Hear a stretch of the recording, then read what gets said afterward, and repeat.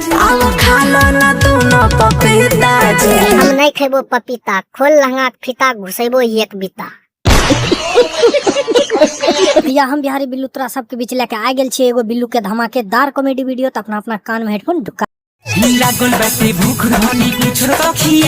कुछो खाए तैयार छे, थरिया में हैग के दही सार के खाए ले।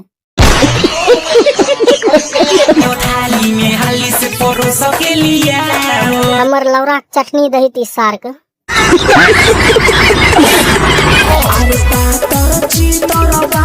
अपन सामान दिन में 3 बेर चाटे ले दही ने, सार अपने मोटा जेतो। ए बबुआ के पिताजी, आगे बोल। ए बबुआ के पिताजी। बेटी चोद के छोरी बोल नहीं तो मार बोल लौरा फेंक के कि सब दांत झड़ जेतो, बुझली।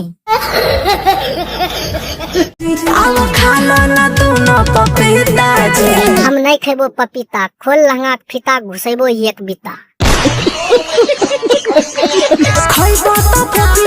फूल जाइबो, तोरा लेते लेते सब भूल जाइबो।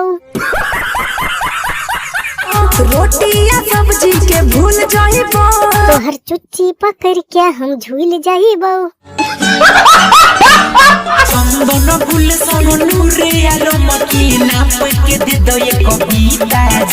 एक बीता हमर मोटका लौरा छे, काट के दे दियो बोल।